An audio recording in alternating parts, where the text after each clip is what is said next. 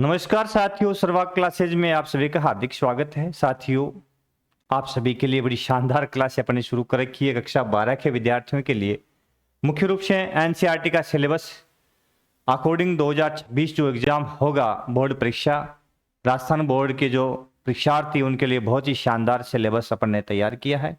बहुत ही महत्वपूर्ण कोर्स तैयार किया है, बहुत ही शानदार क्लास तैयार की है। प्रश्न किस प्रकार से आ सकता है, किस तरह उसका उत्तर लिखा जा सकता है, विभिन्न पहलुओं पर अपन चर्चा करेंगे।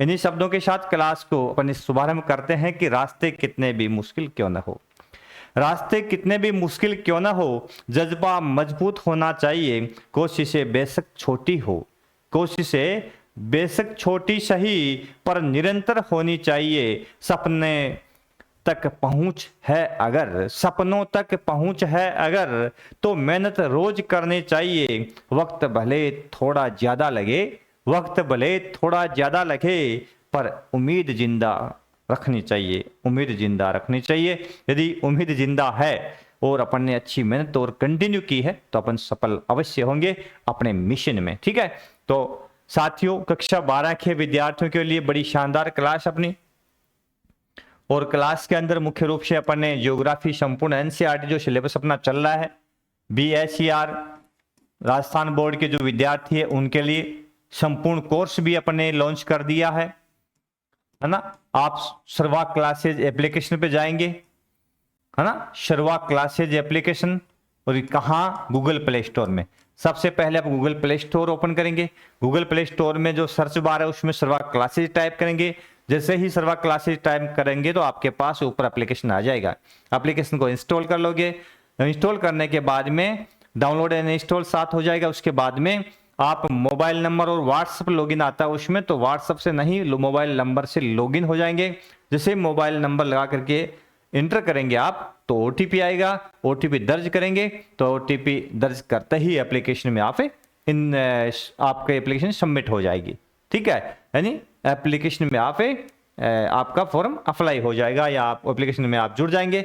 उसके बाद में बहुत ही शानदार कोर्स अपन ने बना रखा है कक्षा 12 के विद्यार्थियों के लिए। तो ये कोर्स आप मात्र और मात्र 10 रुपए में अंदर, कोई ज्यादा फीस नहीं है, 10 रुपए में शानदार कोर्स है। तो आप यहाँ से बहुत शानदार नोट्स है, फाइल कैसे बनाएं, है ना, फाइल में क्या बनाना है, ठीक है, किस तरह के प्रश्न आ सकते हैं, बोर्ड परीक्षा में कैसे प्रश्न आ सकते हैं, किस पार्ट से कितने प्रश्न बनते हैं, कैसे कैसे बनते हैं, उनका उत्तर कैसे देना है, बहुत सारी चर्चा इसमें की गई है। रिकॉर्ड क्लास है ना, पीडीएफ नोट्स है, इसके अलावा मॉडल पेपर प्रश्न पत्र है, और फाइल कैसे बनाए वो संपूर्ण सिलेबस डाला हुआ है। तो आप जरूर जुड़े सर्वाक क्लास के साथ में। साथियों, भारत, लोग और अर्थव्यवस्था की अपन ने चर्चा शुरू कर रखी है। चैप्टर 7 पार्ट 2 आज अपन देखने वाले हैं, तो सभी साथी जुड़ेंगे। चैप्टर 7 जो है मुख्य रूप से किसके लिए है, परिवहन और संचार के संदर्भ में है। तो सड़क परिवहन की चर्चा अपन ने विस्तार से कर ली थी। आज अपन देखेंगे अगला बिंदु। अगला बिंदु अपना है रेल परिवहन। आज अपन चर्चा करने वाले हैं साथियों रेल परिवहन की। तो रेल परिवहन मुख्य रूप से क्या है, क्या इसका महत्व है, क्यों ये सस्ता है ना, और कितना व्यापारिक कह सकते हैं वो ट्रांसपोर्टेशन जो है उसमें यात्री परिवहन या फिर माल का परिवहन है, इस माध्यम से कितना होता है, आदि आदि पहलुओं पर चर्चा अपन विस्तार से करेंगे। तो साथियों, रेल परिवहन बड़ा महत्वपूर्ण है क्योंकि प्रारंभ में इस रेल परिवहन को अपन यदि शुभारंभ करते हैं तो महंगा रहता है। प्रारंभ में थोड़ा सा महंगा कह सकते हैं, लेकिन एक बार प्रारंभ कर दिया उसके बाद में इस पर परिवहन लागत कम आती है ना।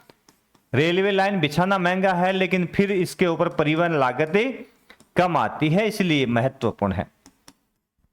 अपन देश के आंतरिक भागों में स्थूल पदार्थों को बहुत अधिक मात्रा में जो सामान है उसको एक स्थान से दूसरे स्थान पर पहुंचाने के लिए इस परिवहन के माध्यम का उपयोग करें तो कम लागत में सामान को अधिक मात्रा में एक साथ पहुंचाया जा सकता है। बड़ा महत्वपूर्ण माध्यम है। अब देखो यहां से पहला प्रश्न क्या बन सकता है आपके लिए, किसने कहा था भारतीय रेलवे ने विविध संस्कृति के लोगों को एक साथ लाकर भारत में स्वतंत्रता संग्राम में अपना योगदान दिया। तो यह कथन किसका था, तो यह कथन था महात्मा गांधी जी का, राष्ट्रपिता महात्मा गांधी जी का यह कथन था। मुख्य रूप से उन्होंने कहा था कि रेलवे ने बहुत बड़ा योगदान दिया है। हालांकि रेल परिवहन की शुभारंभ जो थी 1853 में अंग्रेजों ने की थी, ठीक है। और उद्देश्य उनका क्या था, उनका उद्देश्य क्या था, मुख्य रूप से अपने खुद का वर्चस्व स्थापित करने के लिए, अपने सैनिकों को विभिन्न क्षेत्रों तक पहुंचाने के लिए, विभिन्न क्षेत्रों से कच्चा माल मंगवाने के लिए और निर्मित माल को लोगों तक पहुंचाने के लिए इसका विकास प्रारंभ किया गया था। लेकिन आगे चल करके ये बहुत बड़ा एक प्लेटफॉर्म बन गया और आज एशिया का सबसे बड़ा प्लेटफॉर्म भारत में बना और जिसका लाभ हमें मिल रहा है। अगला प्रश्न यहां से बनता है कि भारत में सर्वप्रथम रेल सेवा कब प्रारंभ की गई थी। तो भारत में सर्वप्रथम रेल सेवा की बात आती है तो कब, 1853 ईस्वी में प्रारंभ की गई। कहां से, मुंबई से ठाणे के बीच में, मुंबई से ठाणे के बीच में 34 किलोमीटर लंबी सेवा प्रारंभ की गई थी। कितने किलोमीटर लंबी है, 34 किलोमीटर का प्रश्न कई बार पूछ लेते हैं, कितने किलोमीटर लंबी, कहां से कहां तक, मुंबई से ठाणे तक, कब की गई, 1853 ईस्वी में, है ना, रेल लाइन का शुभारंभ किया गया। इसके साथ ही भारत में रेल परिवहन का शुभारंभ हो जाता है। अगला बिंदु, अगला प्रश्न बनता है कि यहां से भारत में रेल परिवहन की लंबाई 2019-20 के अनुसार कितनी है। अब 19-20 की रिपोर्ट दे रखी है अपने सिलेबस के अंदर, तो वर्ष 2019-20 के अनुसार भारत में रेल की लंबाई कितनी है। तो रेल की लंबाई भारत में जो है 67,956 किलोमीटर, कितनी है, 67,956 किलोमीटर है। इसको 16 रेल मंडलों में बांटा गया है। हालांकि एक रेल मंडल जो है वो अन्य और भी है, कौन सा, मेट्रो, कौन सा है साथियों, मेट्रो कोलकाता, इसको भी रेल मंडल में शामिल किया गया है, मेट्रो रेल को, ठीक है ना। तो इस मेट्रो को शामिल कर दे 17 हो जाते हैं, लेकिन मुख्य रेल मंडल कितने अपने, 16 रेल मंडल मुख्य है। कौन कौन से है, देखिए किस रेल मंडल का मुख्यालय कहां है मुख्य रूप से, तो रेल मंडल, उसका मुख्यालय, रेल मंडल और उसका मुख्यालय, ठीक है। तो देखिए बारी बारी से देखते हैं। सबसे पहले सेंट्रल मध्य रेलवे मुंबई CST, इसके अलावा ईस्ट सेंट्रल, है ना, पश्चिम मध्य Hajipur, northern New Delhi, north eastern Gorakhpur, north western Jaipur, ठीक है। इस प्रकार से eastern Kolkata, east coast Bhubaneswar, north central Allahabad और नॉर्थ ईस्ट फ्रंटियर मालेगांव और सदर्न चेन्नई। इस प्रकार से ये प्रमुख भाग है जिनके मुख्यालय जो है कहां पे है, संपूर्ण रेल के 16 जोन जो है उनके मुख्यालय अलग अलग रखे गए हैं। अब देखते हैं कौन सा मुख्यालय कहां पे है। तो रेल मुख्यालय आपको पता तो होना चाहिए ना मानचित्र के अंदर की जो अपन जगह देख रहे हैं वो है कहां। तो एक तो मुख्यालय अपने यहां पे दे रखा है मुख्य रूप से कौन सा, मुंबई, तो मुंबई मुख्यालय दे रखा है, दे रखा है, ठीक है ना, मुंबई है, बिल्कुल है। इसके अलावा अपने राजस्थान के अंदर एक मुख्यालय दे रखा है जयपुर, इसकी अवस्थिति जयपुर की, ठीक है। इसके अलावा हरियाणा जो अपना है उसके अंदर दे रखा है अपना बिलासपुर, हरियाणा के अंदर एक मुख्यालय, रेल मुख्यालय बिलासपुर, ठीक है। इसके अलावा अपना उत्तर प्रदेश के अंदर है, और उत्तर प्रदेश में तो आता है सिकंदराबाद, यहां अयोध्या के पास में सिकंदराबाद, ठीक है। इसके अलावा अपने बिहार की ओर अपन चलते हैं तो एक बिहार के अंदर मुख्यालय है अपना हाजीपुर,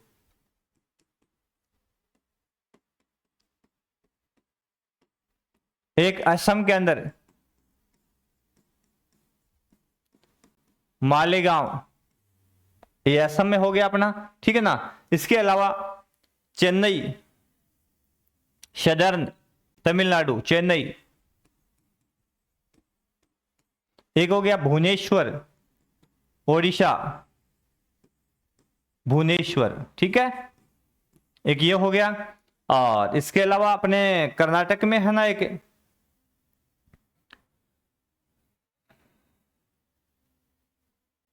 एक और कर्नाटक में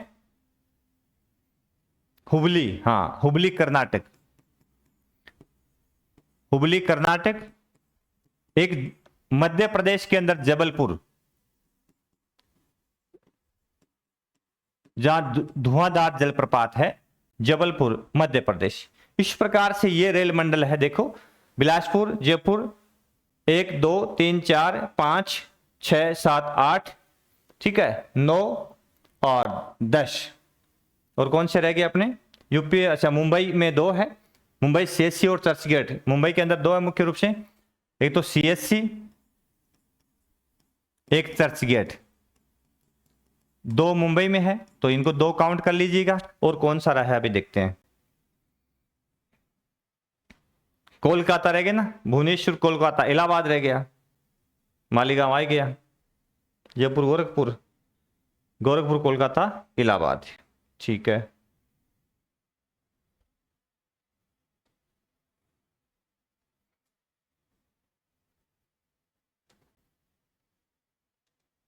इसमें रख दिया ना, जो बचे हुए इसमें लिख देता हूं। रेल मुख्यालय,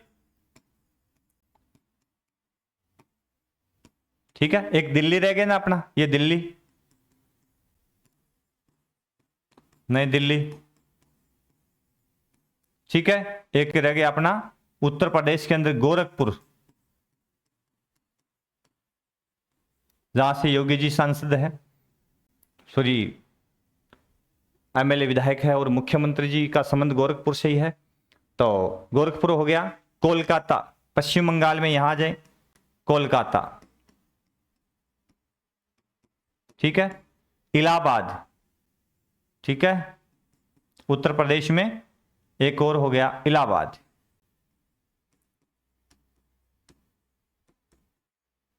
ठीक है। तो ये हो गए अपने 4 यहां पे। और कौन सा रह गया अभी देखो, बारी बारी से सभी मानचित्र बता देता हूँ। बिलासपुर आ गया, सिकंदराबाद आ गया, कोलकाता आ गया, हुबली आ गया, चर्चगेट, मुंबई आ ही गया, जबलपुर आ ही गया, ठीक है। ये तो सारे आ गए। उसके बाद में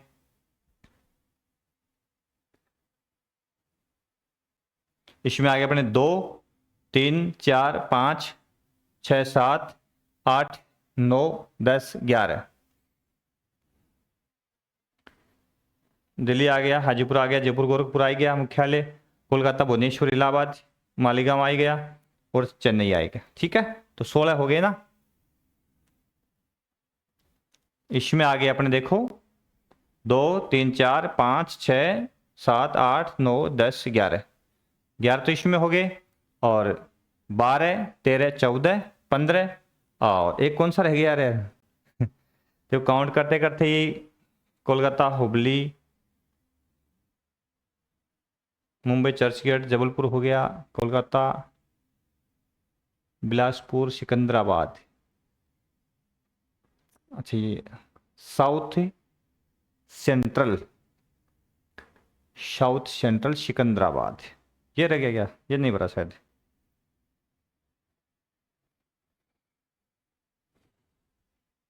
तो देख लिया आपने, इसमें इस मानचित्र में कौन सा नहीं दिखाया आपने? सिकंदराबाद। अरे ये कौन सा दिखा दिया? उत्तर प्रदेश में ये गलती कर दी भाई अपन ने ना, सिकंदराबाद गलती कर दी है। यूपी में तो सिकंदरपुर है ये तो ना, यहां मिस्टेक कर दी। सिकंदराबाद तो तेलंगाना में यहां है ना, सिकंदराबाद,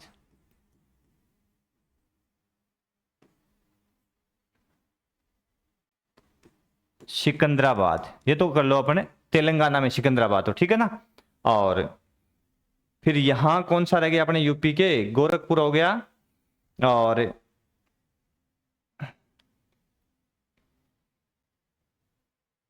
साउथ से बिलासपुर, ईस्ट हो गया, कोलकाता हो गया, हुबली हो गया, जबलपुर हो गया, ठीक है।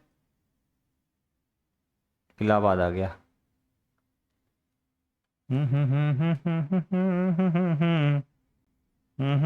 इलाहाबाद 1, गोरखपुर 2, ठीक है।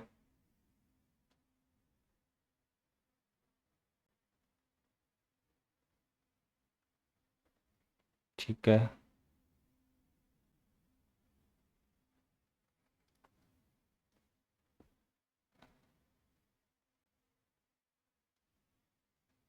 ठीक है। इलाहाबाद, गोरखपुर 2, और 10 मिनट लग गई ना, बंद ही कर देना इसको।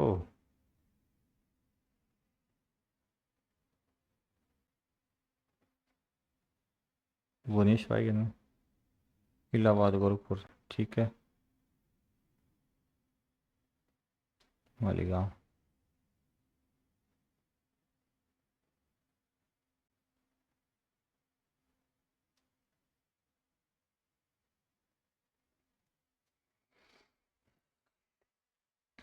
मुझे कर दी क्या भाई अपन ने? कर्नाटक, हरियाणा, बिलासपुर, इंद्रावत, यूपी, मालीगांव, असम, चलो मानचित्र तो बारी बारी से अपने लिख ही दिए शायद। बिलासपुर आएगी हरियाणा, जयपुर राजस्थान आ गया, मुंबई चर्चगेट मुंबई सीएससी हो गया, हुबली कर्नाटक हो गया, चेन्नई तमिलनाडु हो गया, सिकंदराबाद आंध्र प्रदेश हो गया, भुवनेश्वर ओडिशा हो गया, हाजीपुर बिहार हो गया, मालेगांव असम हो गया, ठीक है, और जबलपुर मध्य प्रदेश हो गया। ये तो इतने हो ही गए।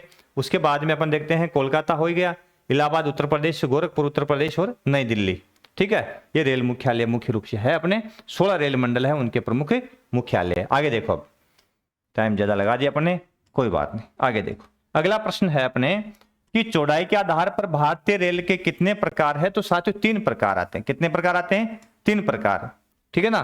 तो 3 प्रकार चौड़ाई के आधार पर आते हैं। कौन कौन से? एक तो होती है बड़ी लाइन, जिसको बोलते हैं ब्रॉड गेज, और भारत सरकार ने वर्तमान में सभी भारतीय रेल लाइनें जो थी, जिसमें नैरो गेज थी और मीटर गेज थी, सबको ब्रॉड गेज में कन्वर्ट कर दिया, ताकि रख रखाव की समस्या, अलग इंजन, अलग डिब्बे, है ना, तो उसकी समस्या ना आए। तो संपूर्ण भारत के रेल को किसमें बदल दिया? ब्रॉड गेज के अंदर।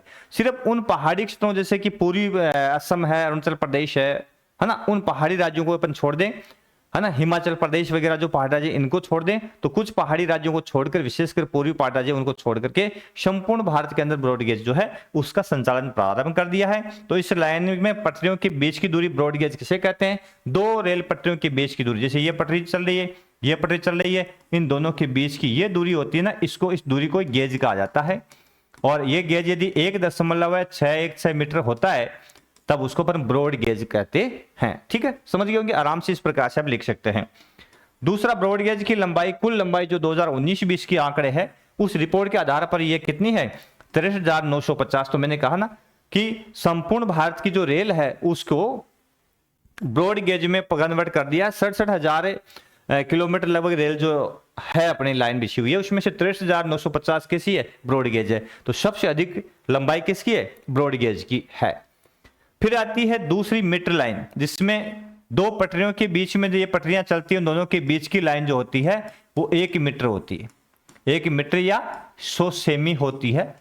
तो इस प्रकार से ये दूरी है, इसको गेज को मीटर गेज कहा जाता है मुख्य रूप से। तो 2 पटरियों के बीच की दूरी 1 मीटर, या जिसकी कुल लंबाई कितनी है? 2402 किलोमीटर 2019-20 का आंकड़ा है, 19-20 की रिपोर्ट है। 2402 किलोमीटर, 2402 अपनी भाषा में 2402 किलोमीटर सही वास्तविक इसकी लंबाई है, वो है 2402 या 2402 किलोमीटर, ठीक है। तीसरी लाइन आती है छोटी लाइन, इसको बोलते हैं नैरो गेज। क्या बोलते हैं? Narrow gauge. इसमें 2 पटरी 2 प्रकार की होती है, इसके 2 टाइप होते हैं। 2 पटरियों के बीच की दूरी इसके अंदर, एक नैरो गेज के अंदर होती है 0.762 मीटर, और एक पटरी की होती है उसमें 2 पटरियों के बीच की दूरी जो होती है वो कितनी होती है? एक होती है 0.61 मीटर। तो इस प्रकार से इसके 2 टाइप होते हैं, एक टाइप ये होता है, दूसरा टाइप ये होता है। तो जिन 2 पटरियों के बीच के अंदर 0.610 मीटर की दूरी होती है, वो मुख्य रूप से कहाँ है? पहाड़ी क्षेत्रों में, विशेषकर अरुणाचल प्रदेश है ना, मेघालय है, उन राज्यों में ये पटरी की बिछाई जाती है। कारण यह है कि पहाड़ी क्षेत्र होते हैं, ढाल वाले जो ऊबड़ खाबड़ क्षेत्र होते हैं, वहां पे चौड़ी लाइन बिछाना काफी महंगा होता है, इस कारण से, और दुबरी भी रहता है, इस कारण से वहां पे मुख्य रूप से कैसी बिछाई जाती है? संकड़ी लाइन, है ना, बिछाई जाती है। कौन सी बिछाई जाती है? संकड़ी लाइन जो है वो मुख्य रूप से बिछाई जाती है। हाँ, अब सावन, ठीक है, तो देख लेना, याद रह जाएगा आपको मेरे हिसाब से। उसके बाद में इस लाइन में दो पटरियों के बीच की दूरी 0.762 मीटर या 0.610 मीटर होती है, जिसकी लंबाई कितनी है 1604 किलोमीटर। तो कुल ब्रॉड गेज की लंबाई सबसे अधिक है। उसके बाद में मीटर गेज की है 2402 किलोमीटर और उसके बाद में आती है नैरो गेज की 1604 किलोमीटर। ठीक है ना, यह 3 गेज मुख्य रूप से भारत के अंदर है। अब अपन देखते हैं अगला बिंदु, कोंकण रेलवे। कोंकण रेलवे के ऊपर टिप्पणी लिखो, इस तरह का प्रश्न आता है तो कैसे उसको अपन सरल करेंगे। तो कोंकण रेलवे एक बहुत महत्वपूर्ण है, क्योंकि ये एक प्रकार से कहें तो भारत की टेक्नोलॉजी का एक चमत्कार है भारत के अंदर, है ना। विश्व में एक प्रकार से रेलवे के अंदर इस कोंकण रेलवे को बिछाने के बाद में भारत ने अपनी पहचान बना ली है, बड़ी शानदार पहचान। क्यों? क्योंकि ये बहुत ही दुर्गम क्षेत्र था, विकट क्षेत्र था, पहाड़ी था, नदी नालों का क्षेत्र था। तो किस प्रकार से यहाँ पे रेलवे का विकास किया, देखिए कब किया, 1998 1998 के अंदर कोंकण रेलवे का निर्माण भारतीय रेल का एक महत्वपूर्ण उपलब्धि थी। महत्वपूर्ण क्यों थी? क्यों? एक तो ये 760 किलोमीटर लंबा रेल मार्ग है, उसकी स्थापना की गई महाराष्ट्र में रोहा से, कहा महाराष्ट्र में रोहा से कर्नाटक में मंगलोर या मंगलुरु तक मुख्य रूप से यह रेल लाइन जो है वो बिछाई गई। इस मार्ग में महत्वपूर्ण इसलिए कि 146 नदियों को यह पार करता है। ठीक है, और 2000 इसके ऊपर पुल बनाने पड़े, 91 सुरंग बनानी पड़ी। इस कारण से यह बहुत ही महत्वपूर्ण हो जाता है। इस मार्ग पर एशिया की सबसे लंबी सुरंग बनाई गई, 6.5 किलोमीटर लंबी सुरंग जो है, रेल सुरंग है ना। सड़क सुरंग तो अटल टनल है ही अपनी, सड़क के अंदर तो हिमाचल प्रदेश में अटल टनल है, वो तो आपको पता ही होगा, वो पढ़ लिया अपने, 9.02 किलोमीटर लंबी, वो भी सबसे लंबी है अटल टनल भी। ठीक है, और रेल सुरंग जो है वो 6.5 किलोमीटर लंबी रेल सुरंग है, जो एशिया की सबसे लंबी है। इसमें कर्नाटक, गोवा और महाराष्ट्र 3 राज्य मुख्य रूप से भागीदार हैं। ठीक है ना, कितने राज्य भागीदार हैं? 3 राज्य। ठीक है ना, तो समझ गए होगे मुख्य रूप से। अब देखो इसमें मानचित्र के अंदर पूछ ले कि कोंकण रेलवे को दर्शाइए, कोंकण रेलवे। ठीक है, तो यह मुख्य रूप से 1998 में जो रेल लाइन बिछाई गई थी महाराष्ट्र के रोहा से, है ना, महाराष्ट्र के रोहा से। रोहा ये कौन सा स्टेट मुख्य रूप से है? महाराष्ट्र।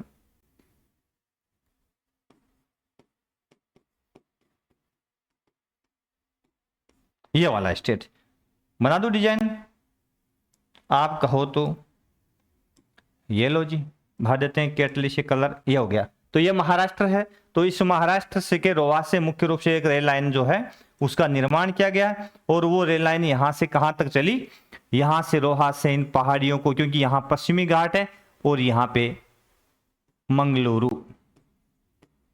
मंगलुरु नया नाम मंगलुरु कर्नाटका। ठीक है, कर्नाटक। तो यह रेल लाइन जो है मुख्य रूप से उसका निर्माण यहां पे किया गया। चलो जी, यहां तक, ये बीच में गोवा स्टेट आ गया। तो इसके अंदर कितने राज्यों का प्रमुख सहयोग है?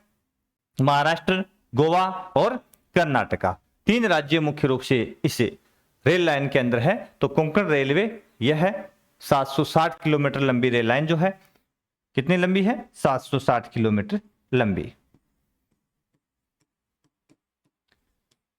2000 के आसपास में इसके ऊपर मुख्य रूप से पुल बने हैं, छोटे बड़े ओवरब्रिज है, अंडरब्रिज बनाए गए हैं।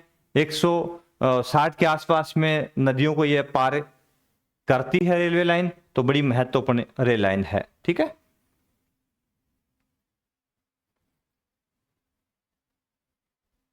इकरान में सुरंग इस पर बनानी पड़ी। अगला प्रश्न देखो क्या बनता है। अगला प्रश्न बनता है यहां पे मुख्य रूप से, वो है कि जल परिवहन सबसे महत्वपूर्ण है कैसे? जल परिवहन महत्वपूर्ण है कैसे? तो इसका कारण है कि यह विधा महत्वपूर्ण है क्योंकि इसमें परिवहन की लागत, क्योंकि जल परिवहन समुद्र के माध्यम से, नदी के माध्यम से, नहर के माध्यम से होता है, तो उसमें किसी भी प्रकार के मार्ग निर्माण की आवश्यकता नहीं होती। न तो सीमेंट चाहिए, न कंक्रीट चाहिए, न अपने को तारकोल चाहिए, न रोलर बिछाने की चलाने की आवश्यकता है, ठीक है ना। तो किसी भी प्रकार के सड़क निर्माण की आवश्यकता नहीं चाहिए। उसमें यह चाहिए कि बस जो भी नदी है प्रॉपर जल की मात्रा है, बीच के अंदर उसमें कोई वेस्टेज नहीं है, गाद नहीं है, कोई ऊंचा पत्थर पहाड़ी नहीं है, समुद्र में चल रहे हैं तो कोई चक्रवातीय क्षेत्र नहीं है, ज्वार तरंगे ऊंची नहीं उड़ती हो, है ना। विभिन्न थोड़ी सी कुछ बातें हैं, जो निमज्जित कोई पर्वत श्रेणी नहीं हो, बड़े समुद्र जीव नहीं हो, इनका पता कर लेते हैं और आराम से अपन वहां से यात्रा कर सकते हैं। तो इसमें परिवहन लागत जो है बहुत कम आती है, प्लस प्रारंभिक स्तर पे सड़क निर्माण, मार्ग के निर्माण करने में कोई लागत नहीं आती है। इस कारण से यह सबसे सस्ता है और विश्व का व्यापार जो होता है, उस व्यापार का, विश्व व्यापार का 95% भार समुद्री रास्ते से होता है, तो जल परिवहन के द्वारा होता है। तो बहुत बड़ा हिस्सा अपन कह सकते हैं बाहर का 95% जो व्यापार है इस रास्ते से होता है, ठीक है ना। ये प्रश्न है तो भी आप कर देना आराम से। तो इसमें परिवहन लागत बहुत कम आती है। स्थूल पदार्थ हैं, जो बाहरी पदार्थ है, उनको एक साथ अधिक मात्रा में एक स्थान से दूसरे स्थान पर इजीली पहुंचाया जा सकता है, ठीक है। इसके दो प्रकार हैं, अंतःस्थलीय और महासागरीय। अंतःस्थलीय और महासागरीय यानी देश के आंतरिक भागों में मुख्य रूप से झीलों, तालाबों, नदियों, नहरों आदि के द्वारा ट्रांसपोर्टेशन, और एक होता है महासागरीय यानी एक महासागर, एक देश के से दूसरे देश के बीच में जो बड़ा महासागर है, सागर है, उसके माध्यम से ट्रांसपोर्ट, ठीक है। चलो देखते हैं सबसे पहले अंतःस्थलीय जलमार्ग किसे कहते हैं। तो ये रेल विकास से पहले आंतरिक भागों में महत्वपूर्ण परिवहन का माध्यम था, क्योंकि पहले स्थल परिवहन के द्वारा अपन लोग या तो पीठ पे सामान ले जाते या पशुओं के द्वारा एक स्थान से दूसरे स्थान पहुंचाते। उसके साथ साथ में जल परिवहन एक माध्यम था, तो लोग नदियों के द्वारा, विभिन्न धाराओं के द्वारा सामान को एक स्थान से दूसरे स्थान पर पहुंचाते थे, ठीक है। इसमें नदियों, नहरों, झीलों, खाड़ियों, ध्यान रखना किन किन विधाओं का उपयोग है। मुख्य रूप से नदी, नहर, झील और खाड़ियों के द्वारा परिवहन शामिल है। वर्तमान में देश के अंदर 14,500 किलोमीटर लंबा जलमार्ग नौकायन योग्य है। 14,500 किलोमीटर लंबा जलमार्ग नौकायन योग्य है, तो देश में परिवहन में 1% योगदान देता है। अब योगदान बहुत कम है, मात्र 1%। 14,500 किलोमीटर 2019-20 की रिपोर्ट है, ये भी 2019-20 की रिपोर्ट है। तो उस 19-20 की रिपोर्ट के आधार पर मुख्य रूप से 14,500 किलोमीटर लंबा रेल मार्ग है, जल मार्ग है, परिवहन योग्य है, परंतु कुल परिवहन के अंदर योगदान कितना है? मात्र 1%। इसका मतलब इसका यूज धीरे धीरे कम होता चला जा रहा है। देश में अंतःस्थलीय जलमार्ग प्राधिकरण की स्थापना कब होती है? तो 1986 के अंदर अंतःस्थलीय जलमार्ग प्राधिकरण की स्थापना हुई। यह प्राधिकरण राष्ट्रीय जलमार्गों का विकास करना, अनुरक्षण करना, नियमन करने का काम मुख्य रूप से करता है। क्योंकि बोर्ड बना दिए गए और बोर्ड की आवश्यकता भी थी, क्योंकि देश के आंतरिक भाग में मुख्य रूप से नदियों के द्वारा, झीलों के द्वारा, नहरों के द्वारा यदि परिवहन को संचालित करना है तो ये बोर्ड क्या करता है? उनका रख रखाव, उनमें पर्याप्त जल की आपूर्ति, उनमें गाद, उनका दुरुपयोग नहीं हो आदि सभी पहलुओं पर यह ध्यान रखता है और उसमें परिवहन व्यवस्था उसको सुचारू बनाए रखता है। याद हो जाएगा, देख लेना, हो जाएगा। फिर आगे है कि भारत के प्रमुख राष्ट्रीय जलमार्ग कौन कौन से है। बड़ा महत्वपूर्ण प्रश्न है, कई बार पूछ लिया है कि भारत के प्रमुख राष्ट्रीय जलमार्ग कौन कौन से है। तो जलमार्ग विस्तार और उसकी विशिष्टता क्या क्या है। तो राष्ट्रीय राजमार्ग संख्या 1, राष्ट्रीय राजमार्ग संख्या 1 5 प्रमुख राष्ट्रीय राजमार्ग है। पहले 6 थे, अब की बार 1 घटा करके वापिस 5 कर दी। ठीक है, कैसे? कौन राष्ट्रीय जलमार्ग कौन सा है? इलाहाबाद उत्तर प्रदेश से हल्दिया तक 1620 किलोमीटर लंबा है और भारत का सबसे लंबा जलमार्ग, राष्ट्रीय जलमार्ग इसे घोषित किया गया है गंगा नदी पर, इलाहाबाद से हल्दिया पश्चिम बंगाल तक। ठीक है, इसके 3 भाग कर दिए गए। हल्दिया से फरक्का 560 किलोमीटर बंगाल के अंदर फरक्का। ठीक है, फरक्का समझौता भारत और बंगाल के बीच हुआ था गंगा नदी जल बंटवारे को लेकर मुख्य रूप से। ठीक है, फरक्का पटना 460 किलोमीटर, पटना इलाहाबाद 600 किलोमीटर। ठीक है, इस प्रकार से 560 हल्दिया फरक्का, फरक्का पटना 460, पटना इलाहाबाद 600 किलोमीटर, 3 पार्ट इसके होते हैं राष्ट्रीय जलमार्ग संख्या 1 के, 1620 किलोमीटर लंबा है। दूसरा आता है राष्ट्रीय राजमार्ग संख्या 2, सदिया धुबरी, सदिया से धुबरी यानी असम से, ठीक है ना, यह प्रारंभ होता है मुख्य रूप से ब्रह्मपुत्र जो नदी है उसके अंदर। तो देख लिया 2 नंबर हो गया सदिया धुबरी 891 किलोमीटर, ब्रह्मपुत्र नदी में स्टीमर द्वारा डिब्रूगढ़ असम 1384 किलोमीटर नौकायन योग्य है। कहां तक? डिब्रूगढ़ तक, जिसका भारत व बांग्लादेश साझेदारी से प्रयोग करते हैं, ठीक है ना। तो ये दूसरा हो गया अपना। अब देखो मानचित्र के अंदर प्रमुख जलमार्ग, प्रमुख राष्ट्रीय जलमार्ग,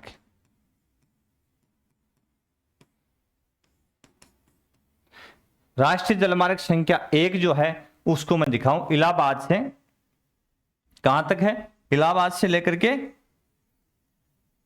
कोलकाता तक, ठीक है।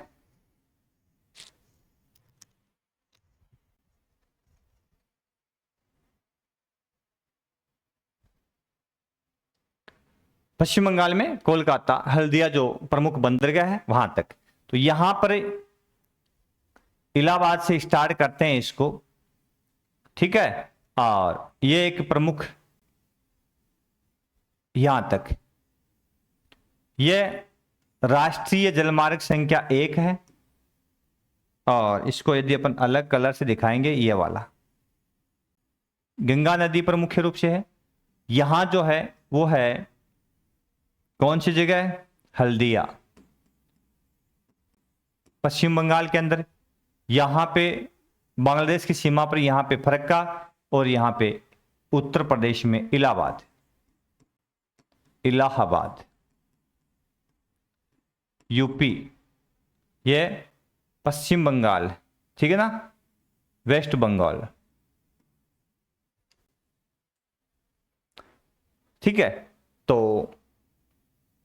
ये हल्दिया और धुबरी 1 नंबर हो गया। अब 2 नंबर हमारे दिखाते हैं। 2 नंबर आता है अपना, यहां से चलते हैं सदिया, असम का एक प्रमुख अरुणाचल प्रदेश की सीमा पर यहां पे है सदिया, असम, ठीक है। यहां से जलमार्ग जो है असम में सदिया से यहां तक है मुख्य रूप से धुबरी, ठीक है। तो यह हो गया राष्ट्रीय राजमार्ग 2। कौन सा है? 2। तो मानचित्र में यदि दिखाना हो तो यह हो गया 1, और ये असम के अंदर सदिया से धुबरी 2 नंबर, ठीक है। तो उसके बाद में हो गया अपना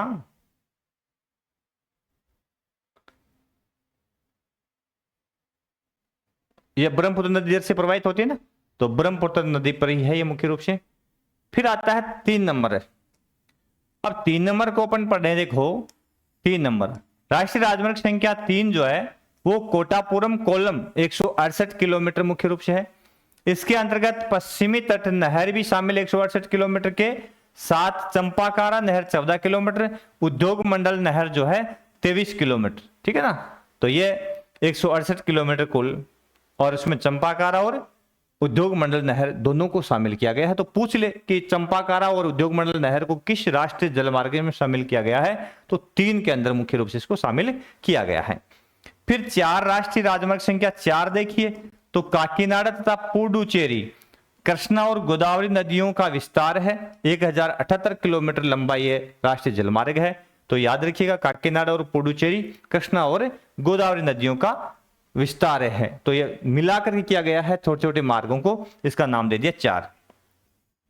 अंतिम आता है राष्ट्रीय राजमार्ग संख्या 5। तो मातई नदी महानदी का डेल्टा चैनल, महानदी, इसके साथ में मातई नदी और ब्राह्मणी नदी और पूर्वी तटीय नहर के साथ साथ ब्राह्मणी नदी जो है उसका विस्तार 588 किलोमीटर लंबा ये भाग है। तो इसमें मातई नदी महानदी का विस्तार यानी महानदी का डेल्टा चैनल के साथ साथ में ब्राह्मणी नदी जो है ना उसका विस्तार भी इसमें शामिल है। 588 किलोमीटर लंबा ये राष्ट्रीय जलमार्ग है। तो ये भारत के पूर्वी तट पर स्थित है, कुछ अलग अलग पार्टों में है ना। तो भारत के पूर्वी तट में राष्ट्रीय राजमार्ग नंबर 2 3, 4 और 5, ठीक है ना। और यह मुख्य रूप से देखने को मिलते हैं। आगे चलें। उसके बाद में आता है अगला प्रश्न, पश्च जल या कडल किसे कहते हैं। अब पश्च जल कैसे क्या क्या होता है, किसे कहते हैं पश्च जल, तो थोड़ा सा यहां समझेंगे। अब भारत जो है उसकी सीमा किस प्रकार की है, इसकी तटीय सीमा जो है कटी फटी है, समझ गए, दंतुरित इस प्रकार से कटी फटी है। तो एकदम से जैसे इसमें मानचित्र में है वैसे सीमा नहीं है, इस प्रकार से दंतुरित है ना, सीधी थोड़ी ना है। अब ये जो भाग कटा हुआ भाग मुख्य रूप से है, इसमें यहां मलबा इकट्ठा हो गया, ठीक है, और इसके पीछे यदि पानी भर गया, इसके पीछे क्या भर गया, पानी भर गया, यहां पे यह समुद्र का ज्वारीय पानी, इस कारण से यह एक झील बन गई, इसको बोलते हैं पश्च जल, पश्च जल या कडल, ठीक है। इसका उपयोग मुख्य रूप से किस में होता है, इसके 3 उपयोग होते हैं। एक तो नारियल की खेती होती है, कुछ चावल की किस्में होती है वो यहां, इसके अलावा मुख्य रूप से यहां पे जल कृषि हो जाती है, जैसे सिंगाड़े की खेती हो जाती है, मछली पालन के लिए इसका उपयोग हो जाता है। और केरल के अंदर है इस तरह की जो वल्लाम कल्ली जो झील है मुख्य रूप से, ठीक है, इनको कयाल भी बोलते हैं, तो उसके अंदर मुख्य रूप से नेहरू ट्रॉफी नौका दौड़ भी होती है ना। तो कई प्रकार से इसका उपयोग मुख्य रूप से किया जाता है। तो ये तटीय भागों में पाई जाने वाली झील है, इनका अंतःस्थलीय जलमार्ग में विशिष्ट महत्व है। ये पर्यटकों के लिए, चावल और नारियल की कृषि के लिए और मछली पालन के लिए, ठीक है ना, याद रख लीजिएगा, बड़ी महत्वपूर्ण है। केरल की पूनामदा कयाल नौका दौड़ और नेहरू ट्रॉफी के लिए काफी प्रसिद्ध है, ठीक है ना। केरल की पूनामदा कयाल नेहरू ट्रॉफी के लिए काफी प्रसिद्ध है।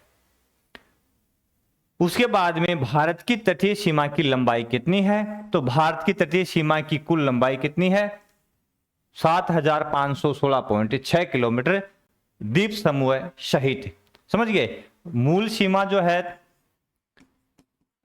सीमा मुख्य सीमा जो है वो है 6100 किलोमीटर, ठीक है, और शेष जो उसमें जुड़ जाती है 1416.6 किलोमीटर, ये किसकी है, याद रख लेना, अंडमान निकोबार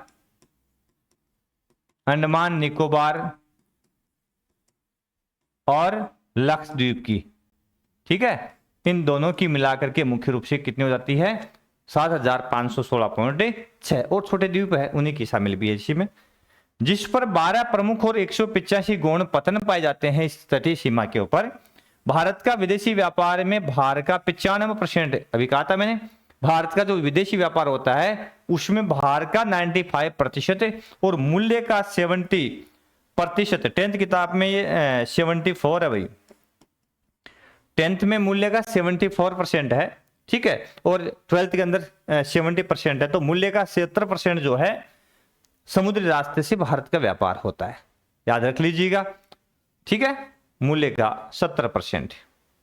अब भारत के प्रमुख पतन का मानचित्र में देख लें अपन कौन कौन से हैं, याद रख लेना, मैं लिख के बता ही देता हूं आपको कौन सा पतन कहां पे है। यहां अपन गुजरात में चलते हैं तो यहां पे एक पतन विकसित किया गया था जिसका नाम है कांडला, क्योंकि कराची जब पाकिस्तान में चला गया तो एक नया पतन बनाया गया गुजरात के अंदर, कांडला। उसके बाद में यहां प्रमुख पतन जो था मुंबई, और मुंबई का लोड कम करने के लिए इसी के पास में यहां पर एक नया बनाया, जवाहरलाल नेहरू, महाराष्ट्र के अंदर जवाहरलाल नेहरू पतन, ठीक है, ये 2 महाराष्ट्र में, ये महाराष्ट्र, ये गुजरात हो गया अपना, ये महाराष्ट्र हो गया। उसके बाद में ये छोटा सा स्टेट आपको नजर आएगा, ये वाला, ये जो स्टेट है ये है गोवा, ठीक है, गोवा, और गोवा के अंदर जो प्रमुख पतन है उसका नाम है मारमागाओ। कौन सा है, मारमागाओ, ये गोवा के अंदर। उसके बाद में अगला जो स्टेट आता है कर्नाटका, ठीक है, और उस कर्नाटक में जो प्रमुख पतन आता है यहां पे न्यू मंगलोर, ठीक है। और ये स्टेट कौन सा है? कर्नाटक, ये लो जी, ठीक है। उसके बाद में केरल का यहां तटीय भाग आ गया। इस तटीय भाग में केरल के अंदर यहां आता है अपना कोची, ठीक है, केरल। तो ये केरल स्टेट है अपना तटीय भाग में, केरल। उसके बाद में अपन चलते हैं तमिलनाडु। तमिलनाडु के अंदर यहां मुख्य रूप से एक पतन आता है जिसका नाम है चेन्नई। तो ये कौन सा स्टेट आ गया? तमिलनाडु। स्टेट तो पहले ही बता दिए मैंने आपको, याद हो गए होंगे, और भी ध्यान रख लेना। तो तमिलनाडु में कौन सा हो गया? चेन्नई, ठीक है। और एक हो गया अपना इसका यहां पर तूतीकोरिन, यहां पे एक हो गया तूतीकोरिन।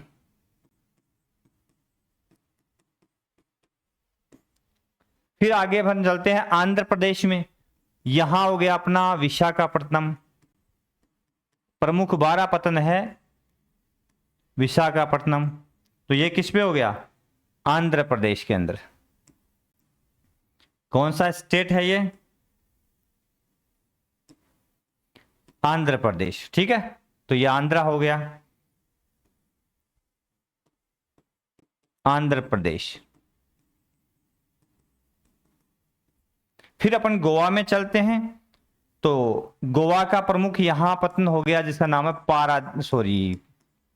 पारादीप। ओडिशा में चलते हैं, है ना, माफ कीजिएगा, ओडिशा। तो ये कौन सा स्टेट आ गया अपना? ओडिशा, ठीक है। ओहो, ओडिशा। और फिर आज चलते हैं अपन पश्चिम बंगाल में। तो पश्चिम बंगाल के अंदर मुख्य रूप से 2 पतन है यहां पे है, मिलेंगे आपको। एक तो मिल जाएगा आपको पश्चिम बंगाल के अंदर यहां पे कोलकाता, और यहां पे मिल जाएगा आपको हल्दिया, ठीक है। ये दोनों कहां पे? पश्चिम बंगाल में। ये लो जी। तो ये प्रमुख 12 पतन है। कितने हैं? प्रमुख 12 पतन, ठीक है ना, ठीक है। तो ये प्रमुख पतन है भारत के 12 प्रमुख पतन। गुजरात में कांडला का विकास किया गया। फिर महाराष्ट्र जो है उसके अंदर मुंबई, और मुंबई का लोड करने पे कम करने के लिए जवाहरलाल नेहरू नहावा सेवा भी कहते हैं इसको। फिर छोटा स्टेट भारत का सबसे छोटा है उसमें गोवा के अंदर मारमागांव, फिर कर्नाटक में न्यू मंगलोर, फिर केरल में कोची, तमिलनाडु में चेन्नई और तूतीकोरिन, आंध्र प्रदेश में विशाखापट्टनम, ओडिशा में पारादीप, और पश्चिम बंगाल में कोलकाता और हल्दिया, ठीक है। तो 1 2 3 4 5 6 7 8 9 10 11 12। तो ये भारत के प्रमुख 12 पतन। कितने हैं? प्रमुख 12 पतन, ठीक है। अगला बिंदु है वायु परिवहन और संचार, जिसकी चर्चा हम अगले कालांश में विस्तार से करेंगे। धन्यवाद सभी साथियों का। सभी साथी आपके अपने सर्वा क्लासेस यूट्यूब चैनल है उसको सब्सक्राइब कर लें।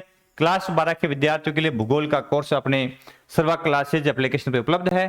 तो गूगल प्ले स्टोर से एप्लीकेशन डाउनलोड कर लें, मोबाइल नंबर से लॉगिन हो जाएं, और मात्र 10 रुपए के अंदर एनसीईआरटी का जो संपूर्ण सिलेबस है ना, वो आप प्राप्त कर लें और पढ़ें। बहुत शानदार तरीके से कोर्स आपके लिए तैयार किया गया है, और ये कोर्स जो आपके लिए आपके स्कोर को बढ़ाने में बहुत ही महत्वपूर्ण और फायदेमंद होगा। आशा करता हूं कि आपको ये पसंद भी आएगा और आप जुड़ेंगे सर्वा क्लासेस के साथ में। आज की क्लास में साथियों इतना ही, फिर मिलेंगे अगली क्लास में। तब तक के लिए नमस्कार, जय हिंद।